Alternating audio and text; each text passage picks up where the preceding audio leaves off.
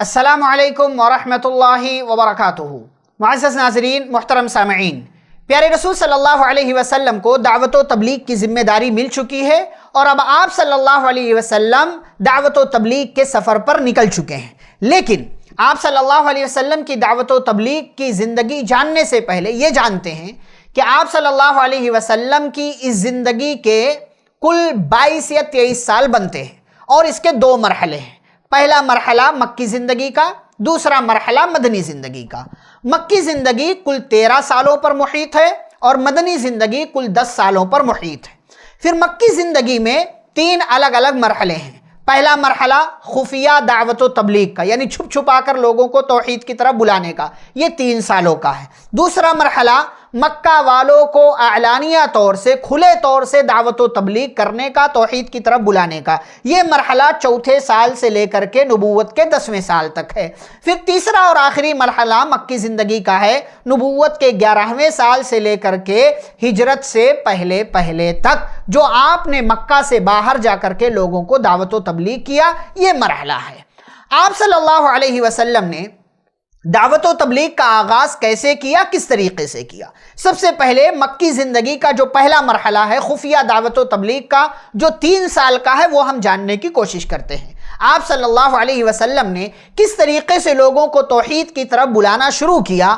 آپ صلی اللہ علیہ وسلم حکیم تھے، حکمت کے ساتھ آپ نے فیصلہ کیا اس علاقے میں، اس جگہ پر جہاں لوگ بتوں کی عبادت کرتے تھے، بتوں کے نام پر اپنا سب کچھ قربان کر دینے کے لیے تیار رہتے تھے، بتوں کے لیے اپنے جانوروں کو رکھا کرتے تھے، بتوں کے نام پر وہ اعتکاف کرتے تھے، رکوع کرتے تھے، سجدے کرتے تھے، طواف کرتے تھے، خانہ کعبہ کو بتوں سے بھر رکھا تھا۔ ان باطل معبودوں کے ہوتے ہوئے اور لوگوں کی ان کی عقیدت جو تھی ان کے ساتھ، ان سب کے ہوتے ہوئے نبی پاک صلی اللہ علیہ وسلم نے دعوت و تبلیغ کا کام بڑے احسن خوبصورت طریقے سے کیا، اور آپ صلی اللہ علیہ وسلم نے لوگوں کو علل اعلان متوجہ کرنے کے بجائے آپ نے انفرادی طور سے ملاقات کرنا شروع کیا، اور اس میں بھی ان لوگوں کو آپ صلی اللہ علیہ وسلم نے مقدم رکھا جو پہلے سے آپ کے ساتھ تھے، جن کے ساتھ آپ کا اٹھنا بیٹھنا تھا، جن کے ساتھ آپ کی رشتہ داری تھی اور جن کے ساتھ کسی بھی قسم کا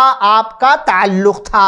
اور اس لیے آپ صلی اللہ علیہ وسلم نے سب سے پہلے اس کام کے لیے اپنے ہی گھر سے شروعات کی۔ اما خدیجہ رضی اللہ تعالی عنہا کے سامنے توحید کی دعوت پیش کی، وہ مسلمان ہو گئیں۔ اپنے رفیق، اپنے ساتھی ابو بکر صدیق رضی اللہ تعالیٰ عنہ کے سامنے دعوت توحید رکھی، انہوں نے قبول کر لیا۔ اپنے چچا زاد بھائی حضرت علی رضی اللہ تعالیٰ عنہ کے سامنے دعوت توحید رکھی، جو کہ ابھی لڑکے تھے، چھوٹے تھے، انہوں نے اس دعوت کو قبول کر لیا۔ اپنے غلام زید بن حارثہ رضی اللہ تعالیٰ عنہ کے سامنے دعوت توحید رکھی، انہوں نے اس دعوت کو قبول کر لیا۔ یہ 4 لوگ ہیں، عورتوں میں خدیجہ اور مردوں میں ابو بکر، بچوں میں حضرت علی اور غلاموں میں زید بن حارثہ رضی اللہ عنہ مجمعین۔ ان لوگوں کے سامنے سب سے پہلے آپ صلی اللہ علیہ وسلم نے توحید کی دعوت رکھی اور ان سب نے آپ صلی اللہ علیہ وسلم کی دعوت کو قبول کر لیا۔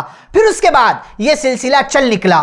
ابو بکر صدیق رضی اللہ تعالیٰ عنہ بھی اس سفر میں آپ کے ساتھ ہو گئے، اور آپ تعجب کریں کہ ابو بکر صدیق رضی اللہ تعالیٰ عنہ کی کوششوں سے بڑے بڑے لوگ مسلمان ہوئے۔ ان میں سے 5 وہ نام ہیں کہ جن کا نام عشرہ مبشرہ میں آتا ہے، وہ 10 لوگ جن کو نبی پاک صلی اللہ علیہ وسلم نے اسی دنیا میں جنت کی بشارت دی۔ ان 10 میں سے 5 وہ صحابہ ہیں کہ جو ابو بکر صدیق رضی اللہ عنہ کی کوششوں سے مسلمان ہوئے۔ حضرت عثمان غنی رضی اللہ تعالیٰ عنہ، حضرت عبد الرحمن بن عوف رضی اللہ عنہ، حضرت سعد بن ابی وقاص رضی اللہ عنہ، حضرت طلحہ بن عبید اللہ رضی اللہ عنہ، اور حضرت زبیر بن عوام رضی اللہ عنہ۔ یہ صحابہ ابو بکر صدیق رضی اللہ تعالیٰ عنہ کی کوششوں سے مسلمان ہوئے۔ اس کے بعد تذکرہ کرتے ہیں کہ وہ اور کون سے خوش نصیب لوگ ہیں جو بالکل شروع میں مسلمان ہوئے، جنہوں نے توحید کی دعوت کو قبول کیا۔ سابقین اولین جن کو کہا جاتا ہے، حضرت بلال بلال رضی اللہ تعالی عنہ